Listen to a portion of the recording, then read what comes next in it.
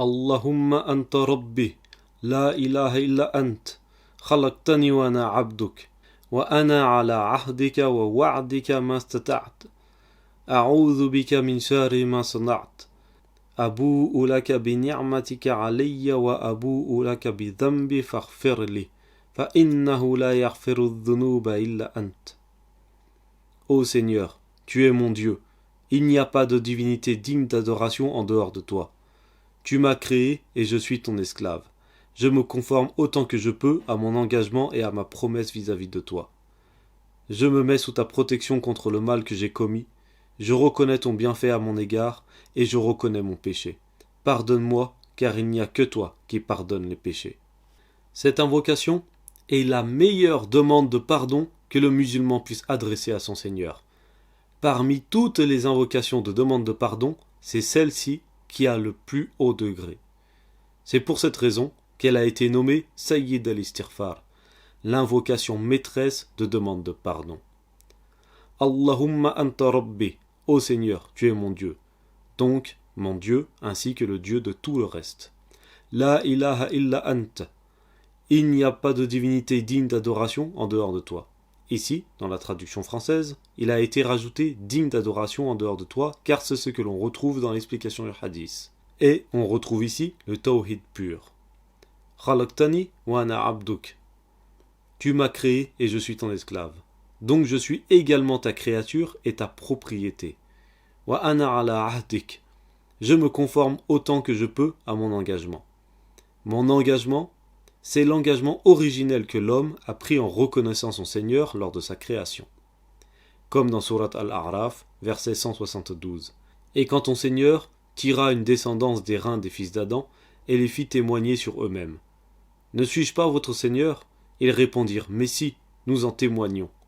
Afin que vous ne disiez pas le jour de la résurrection, vraiment, nous n'y avons pas fait attention. Dans le tafsir de cette ayah, dans le tafsir de Ibn Kathir, on explique qu'Allah, lorsqu'il a créé l'être humain à partir de Adam sur lui la paix, il leur a fait témoigner qu'Allah est leur Seigneur et qu'ils n'ont pas d'autre divinité à part lui. Et cela est inscrit en chaque individu, comme dans le hadith de Abu Huraira, radiyallahu anhu, dans lequel le prophète sallallahu alayhi wa sallam dit que chaque nouveau-né naît selon la fitra, c'est-à-dire la saine nature de l'homme. Et cette fitra, justement, cette saine nature, avec laquelle chacun vient au monde, qui fait que l'être humain a une foi naturelle envers Allah et qu'il est ainsi prédisposé à l'adorer.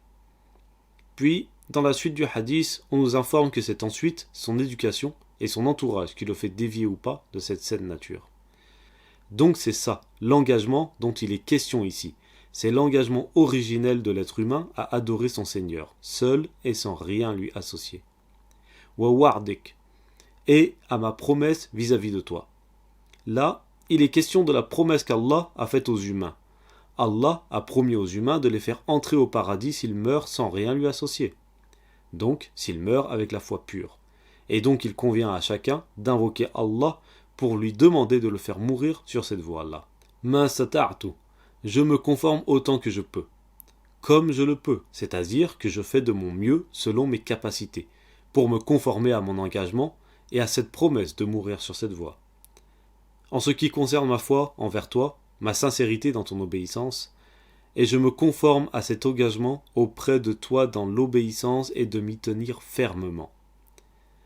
Et la condition ici est la capacité, qui est le contraire de la carence, du manquement. C'est-à-dire que je n'ai pas la capacité, ô Seigneur, de t'adorer comme je devrais t'adorer et comme tu le mérites, à cause de mes manquements, de mes lacunes et de mes faiblesses. Cependant, j'atteste que je ferai de mon mieux selon mes capacités. A'udhu bika min sharri ma sana'at. Je me mets sous ta protection contre le mal que j'ai commis.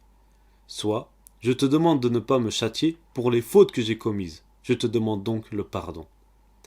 Abu'u laka bi ni'matika alayya. Je reconnais ton bienfait à mon égard.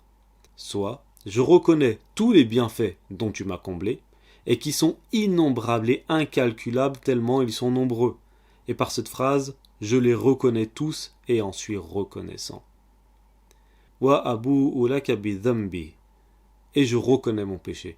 D'après Ibn Hajar, il est question ici des grands péchés. Faghfir li.